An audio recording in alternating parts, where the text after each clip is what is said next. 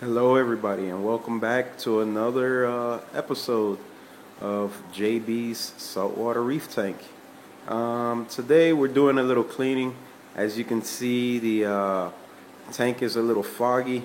I just added some Reef Tech to the tank earlier. I'm actually in the process of I'm gonna repaint the floor of the stand on the inside because I scratched it up a lot. I've gone ahead and moved out all the items here.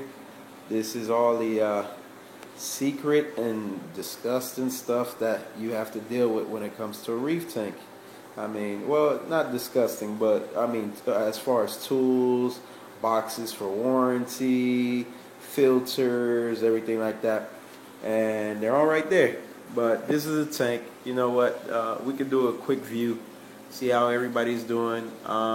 I actually added like 2 engineers. They've been moving the sand a lot lately, but they're pretty good. They actually brought out the shells and the stuff that I couldn't reach from the back of the tank, and they brought them to the front. So we'll be going into the tank later on and picking those little things up and taking them out.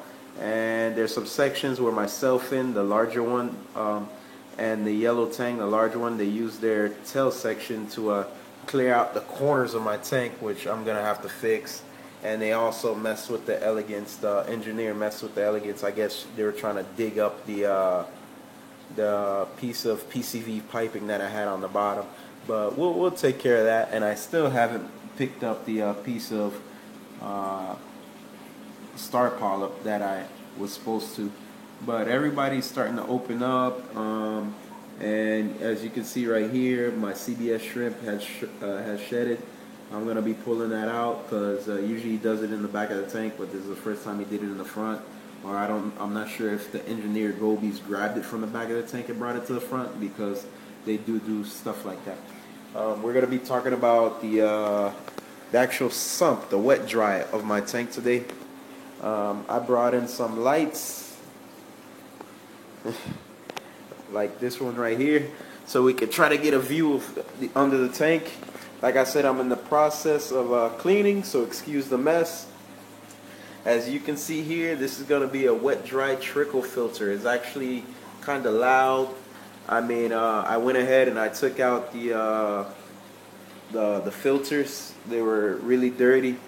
I should have took a video of me taking them out, but I figure you guys already know what a dirty filter looks like, so we can skip that part.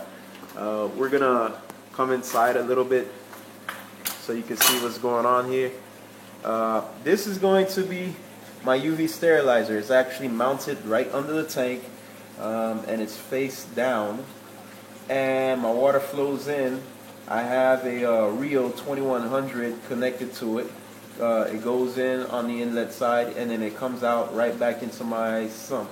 Some people say it should go into the tank. I like to, even though some people say that it's double the work, I bring it right back to my sump, because actually with my tank is kind of tall and it would make my pump work too hard, and I think it's working hard enough as it is. So I'm gonna leave it like that for now.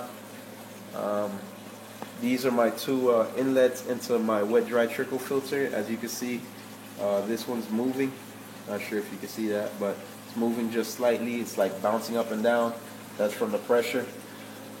Here is my bio balls.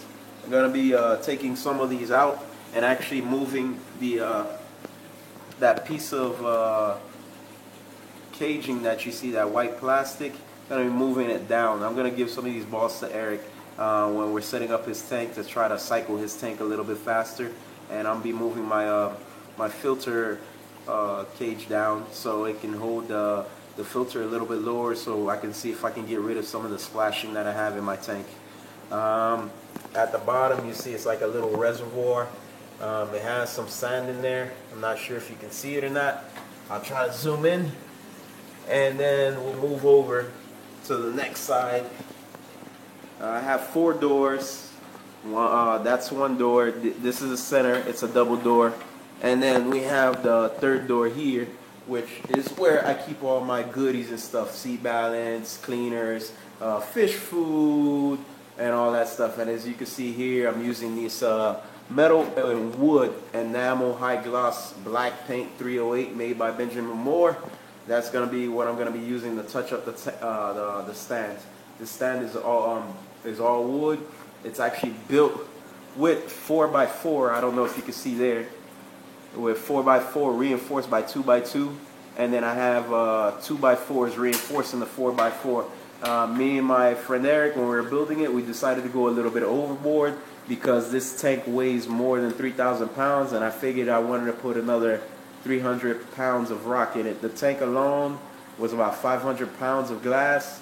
The water, if you multiply 230 gallons by 8, it comes out to a massive amount of water, and then you have about 300 pounds of rock, and not to mention the sand, which I have about 240 pounds of.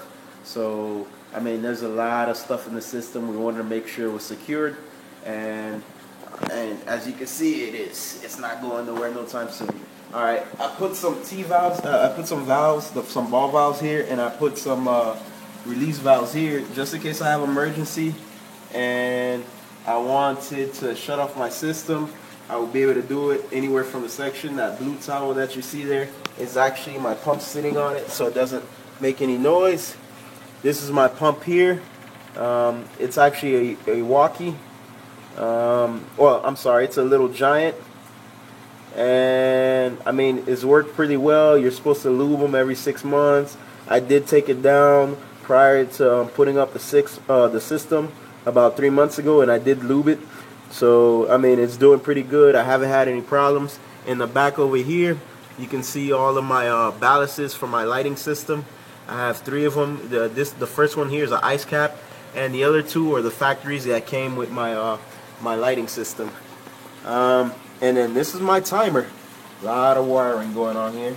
And then this is just another, and I added a timer to the top because I didn't like the times that my my night lights were coming on at. So I actually gave it an individual timer, and it comes on from 8 to 12, 8p to 12a. And then my antics come on at 10:45. They actually shut off at about 8 o'clock at night. And my metal highlights, the 3250s, come on at 12, and they shut off at 5. Let's go look into the sump area here. As you can see, that's 3 bags of ChemiPure. I take them out every so often, and I do kind of clean them out a little bit. And then you'll see here the Rio 2100, and as it pumps up to the UV sterilizer right there. Let's try to bend down a little bit. This is a hole for my system so it can feed through.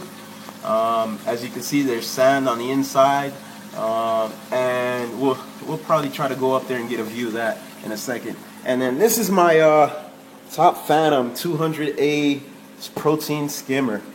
It does pretty good. I mean, I do know how to control it. I mean, I flooded my house about 3 times because of this thing. I made like a little Miami ghetto stand for it, as I call it, so I can have the height that I needed. My sump is a 45-gallon tall, so I mean, it wasn't tall enough, and I didn't want to put a different type of protein skimmer because I do believe in this one. It's old-fashioned, but it works, and it's a Venturi system, and it does an awesome job. I've never had any complaints about it myself personally.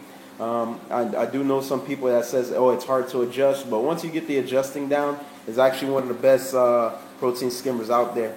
I enjoy it. I enjoy using it, and I mean, it's the best thing in the world. But this is my my sump for my system. As you can see, this is my whole system. Well, the other half of it besides the display tank. And yeah, I don't have a chiller. I haven't put one in yet. I'm thinking about getting a third. I want to place it into this area right here, down at the bottom. But that's where I keep my jumps. So I might have to make a closet like New York Stilo or move it into my garage. So I mean, I'm not sure yet. We'll see how it goes, but I would like to get a chiller. I'm thinking about going with a JBJ. If anybody can recommend something better, or if they think JBJ is not the best product, please start a discussion about it. Add comments. I will reply, and I'm up for advice. Like I said, I'm a beginner, My friend Kevin's a beginner. Eric's a beginner saltwater Aquarius. Although we've been in freshwater for the last 7 years, and we live around the ocean because we're in Miami, Florida. I mean, you only got to drive 10 miles and you reach ocean. So, but and we'll be visiting Alex and his saltwater tank tomorrow, hopefully. And I could put up a video of his, and you'll see how his setup is. And I think he has a wet dry. No, he has a actual refugium. So we'll see how that works for him, because I'm thinking about transferring over. I just need a large enough system to be able to transfer, and I may have to get another pump or figure out a way to work that out. But I'm hoping that I can convert soon. I mean, I heard they're pretty good if you take care of them. I know it adds to your light bill, but I'm not really afraid of that. But I mean, if you guys think I should do anything else to the stand, or if you have any questions, comments, concerns, please let me know. Once again, this is my tank. And oh, these are my hydrocores right here. I have 3 of them. These are 2 750s. These actually come, the one facing my overflow runs 24/7, but the one facing the front of the tank actually comes on at 8 p.m. and it runs all night. It runs all night until about until about 11 a.m. or something like that. And then there's another 1400 on the other side. But as you can see, my tank doesn't look clear right now due to the fact that I added that Purple Tech. We can actually go on top. Here's my mag float. You can see my lighting system. You can see the top of my water. You can see all the flow that I have. This tank, like I said, was custom built by me, well, by my friend Eric. And I just modified it just a tad bit. As you can see the flow, all the water's moving. There's no still or dry places. This is my overflow. Inside of it, it's filled with bio balls. It's glued. Not gonna rip it off today, but eventually I'm gonna have to rip it off to clean it out. Once I do that, I guess I'll do a video on that. But it is filled with bio balls, and this is the back of my tank. Always remember to make a gap in the back of your tank so you can work, because like me, I'm actually standing on my staircase and everything is kind of hard to reach. And here is my my thermometer right here. I forgot about that. It's a Finex HC0810. Right now it states 81 degrees. And everything's doing pretty good. I mean, my fish aren't dying. My tank ranges from 81 to 83, like I told you guys before. And nothing's dying. I mean, even my, I guess it's the Miami weather. You know, it's real calm and cooling, except when we get hurricanes, but that's a different story, you know. So, I mean, that is, and I have it connected to the heater, and the heater is actually inside the tank. I haven't switched it into my sump yet due to the fact that I'm thinking about going to the refugium, and once I do that, then I'll switch it to my sump so I can have less wiring inside of my tank. I don't have a ground rod. I didn't consider getting one because my system is fairly new. I don't have to worry about stuff shorting out just yet. I mean, you never know with salt water because it is salt. But I mean, I do monitor my system, and if my fish give any signs of anything going wrong, or if they show Lyme disease or anything like that, I will be quickly removing all of the electrical portions out of the tank, and then testing them individually in a bucket and figuring out which one is bad so I can replace it. I would rather replace a piece of equipment than lose one of my fish. So this is JB signing off, and you can see here the chromis schooling happens early in the morning. They must think I'm about to feed or something. But this is JB signing off, and I'll see you on the next episode. Appreciate it, guys. Later.